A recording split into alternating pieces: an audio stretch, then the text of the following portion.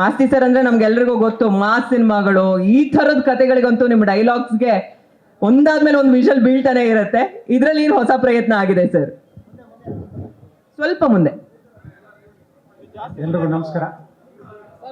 ಎಲ್ಲ ಹಬ್ಬಕ್ಕೂ ಅರ್ಶಿನ ಕುಂಕುಮ ಇರುತ್ತೆ.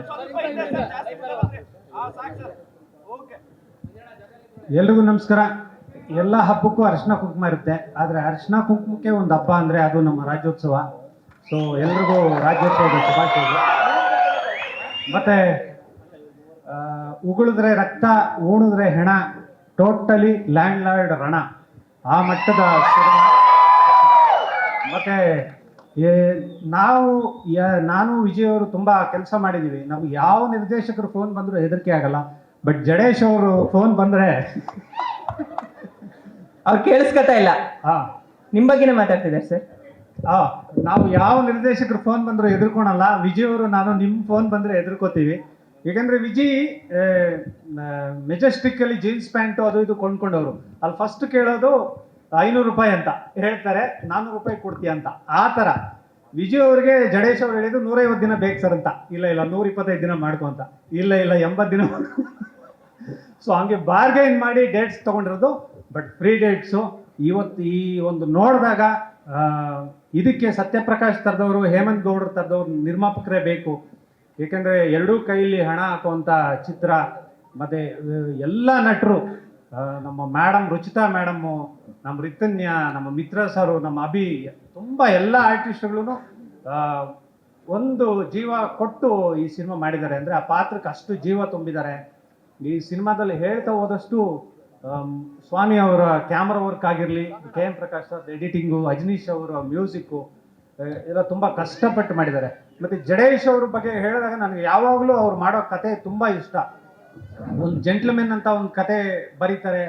ಅದರಲ್ಲಿ ಒಂದು 18 ಅವರ್ ಒಬ್ಬ ನಾಯಕ ನಿದ್ದೆ ಮಾಡ್ತಾನೆ ಅನ್ನೋ ಥರದ್ದೊಂದು ಲೈನು. ಗುರು ಶಿಷ್ಯರು ಅಂತ ಮಾಡಿದ್ರೆ ನಮ್ಮ ಖೋಖೋ ಆಟದ ಬಗ್ಗೆ ಬರೀತಾರೆ. ಕಾಟೇರ ಅಂತ ಬರೆದ್ರೆ ನಮ್ಮ ನೆಲದ ಕತೆ ಬರೀತಾರೆ. ಈಗ ಲ್ಯಾಂಡ್ ಲಾರ್ಡ್ ಅಂತ ಬರೆದ್ರೆ ಇದು. ಬಟ್ ನಾನು ಯಾವಾಗಲೂ ವಿಜಯ್ಗೆ ಹೇಳೋದು, ಅವರು ಜೀವನದಲ್ಲಿ ತಾನೇನು ಅವ್ನು ಚಿಕ್ಕದಾಗೆಲ್ಲ ಹೇಳೋದು, ನನಗೆ ಉಮಾಶ್ರೀ ಥರದ್ದು ಒಬ್ಬ ನಟನೆ ಇಲ್ಲ, ಹಂಗೆ ಮಾಗಬೇಕು ಅಂತ. ಒಬ್ಬ ಹೀರೋ ಇನ್ನೊಂದು ದೊಡ್ಡ ಮಟ್ಟದ ಹೀರೋನ ಇದಾಗಿ ತಗೋತಾರೆ. ಬಟ್ ಉಮಾಶ್ರೀ ಅವ್ರನ್ನ ಯಾಕೆ ಅಂದರೆ, ಆ ಮೇಡಮ್ ತಮ್ಮ ಒಂದು ಇದನ್ನ ಹಾಕ್ತಾರಲ್ಲ, ಆ ಪಾತ್ರ ಅಂದಾಗ ಅದು ನಂದು ಅಂತ ಅದೊಂದು ಸ್ವಾರ್ಥ ಬೆಳೆಸ್ಕೋತಾರೆ. ಆ ಸಿನಿಮಾಗೆ ಅದನ್ನು ಕೊಡ್ತಾರೆ.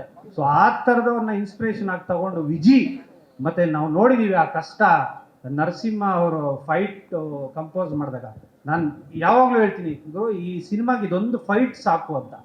ಏಕೆಂದರೆ ಆ ಶಕ್ತಿ ಅದಕ್ಕೆ ಹಾಕ್ಬೇಕಾಗಿರೋದು, ಮತ್ತು ಅದಕ್ಕೆ ತಯಾರು ಮಾಡಿಕೊಂಡ ರೀತಿ ತುಂಬಾ ಇದು. ಮತ್ತು ಆ ಗೆಟಪ್ ವಿಜಿ ತುಂಬ ಶ್ರಮ ವಹಿಸಿದ್ದಾನೆ. ಅದಕ್ಕೆ ಪ್ರತಿಯೊಂದು ಡೈಲಾಗು ಆ ರಕ್ತ ಮತ್ತು ಬೆವ್ರ ಬಗ್ಗೆನೇ ಬರೆದಿದ್ದೀವಿ. ಆ ಕಷ್ಟ ಕಾಣುತ್ತೆ. ತುಂಬ ಡೆಡಿಕೇಟೆಡ್ ಗುರು, ಸಖತ್ತಾಗಿ ಮಾಡಿದ್ಯಾ. ಮತ್ತು ಈ ಸಿನಿಮಾಗೆ ಹರ್ಸಕ್ಕೆ ಬಂದಿರೋ ಎಲ್ಲರೂ, ಹಿರಿಯರು ಕಿರಿಯರು ಎಲ್ರಿಗೂ ಇದು. ನನ್ನ ಜೊತೆ ಶ್ರೀ ಡೈಲಾಗ್ ಬರೆದಿದ್ದಾನೆ, ತುಂಬ ಚೆನ್ನಾಗಿ ಬರೆದಿದ್ದಾನೆ. ಮತ್ತು ನಮ್ಕ ಇವನ್ಕ ತೆಲುಗು ಭಾಷೆ ಇರುತ್ತೆ, ಕೋಲಾರದ ಗಡಿ ತೆಲುಗು ಭಾಷೆ.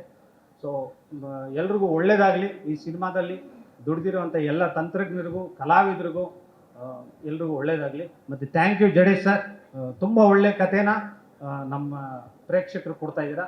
ತುಂಬ ಒಳ್ಳೆಯದಾಗಲಿ. ಮತ್ತು ಈ ಸಿನಿಮಾ ನಿಮ್ಮ ಎಲ್ಲರ ಪ್ರೋತ್ಸಾಹ ಸಿಕ್ಕಿದ್ರೆ ಜಡೇಶ್ ಅವರ ಪೆನ್ನಿಂದ ಇನ್ನೊಂದಷ್ಟು ಕಥೆಗಳು ಬರುತ್ತೆ, ಇನ್ನೊಂದಷ್ಟು ರೈಟರ್ಗಳು ಮುನ್ನೆಲೆಗೆ ಬರ್ತಾರೆ. Thank you. ಇಂಟ್ರೆಸ್ಟಿಂಗ್ ಮತ್ತು ಇನ್ಫಾರ್ಮೇಟಿವ್ ವಿಡಿಯೋಗಳನ್ನು ಮಿಸ್ ಮಾಡ್ಕೋಬೇಡಿ. ಈಗಲೇ ಸಬ್ಸ್ಕ್ರೈಬ್ ಮಾಡಿ.